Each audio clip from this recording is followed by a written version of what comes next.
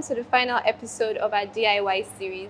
My name is Chidinma and with me is Olakunle. In our previous episodes, we looked at battery maintenance tips, Understanding your dashboard lights, tire maintenance tips, getting the most out of your Pajero Sports, and also using your auxiliary gear system on the Pajero Sports. In today's episode, we'll be talking about how to improve your fuel economy. Fuel. How can we get the most out of our fuel? With the rising cost of fuel, it's very important we know a couple of tips that we can use to save our fuel consumption. These tips might not be too techy. They're not products. They're just some very light tips that you can use to save your fuel consumption. One very underrated and simple tip is to drive only when necessary. Wow, that sounds like a no-brainer. Because it's a no-brainer that the only way you can save your fuel consumption is not to drive your car at all. But that might not be practical, right? But the practical aspect of this is that if you don't need to run an errand, maybe you need to run a very short errand, it doesn't require you to drive your car. You just park your car, take a stroll, use a bike. You understand? You're going around, maybe you're doing neighborhood shopping, right? You don't necessarily need to drive your car if you're not doing a heavy shopping.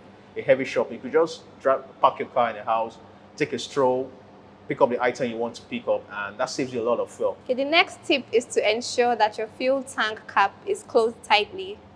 Because your fuel, which is in this case your petrol, generates a lot of fumes, or what we call vapor. And those vapors can escape through the fuel tank cap if it's not tightly closed. Now, if your fuel tank cap is not tightly closed, especially for petrol engines, you stand the risk of emitting gaseous petrol into the atmosphere.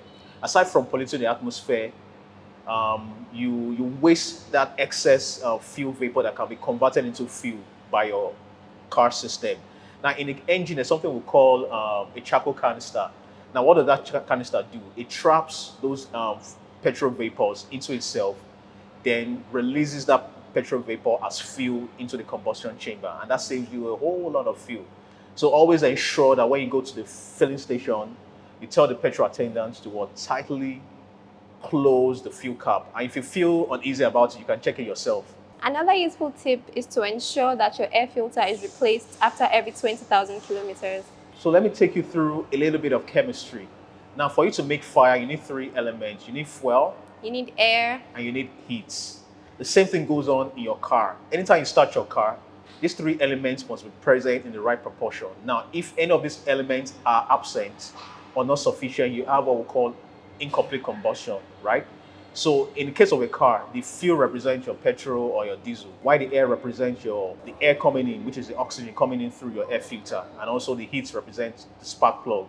Now imagine when one of these elements are not present.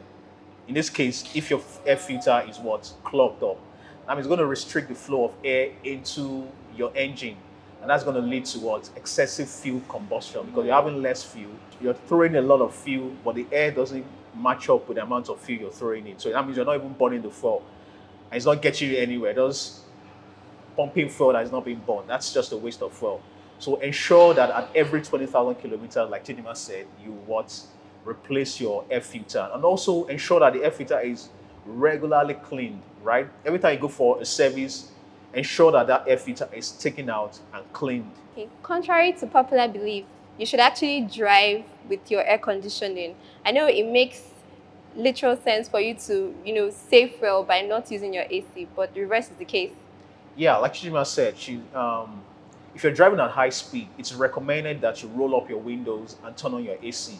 Now, there's a trade-off between doing both. Now, if you decide to roll down your window because you want to save fuel by not turning on your AC, you will eventually burn more fuel. Why?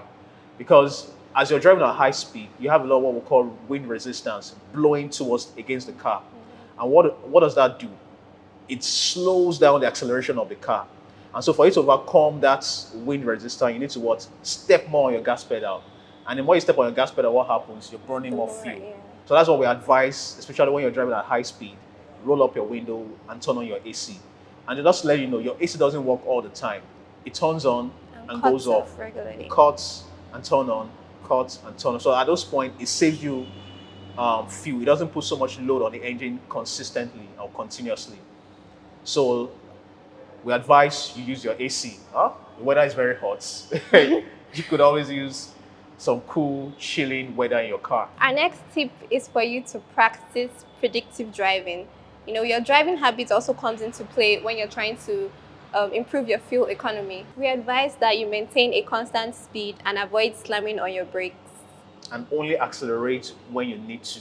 Our final tip is to maintain a correct tire pressure and avoid overloading your vehicle. Now, if you overload your vehicle, you need to accelerate more to overcome that excess load.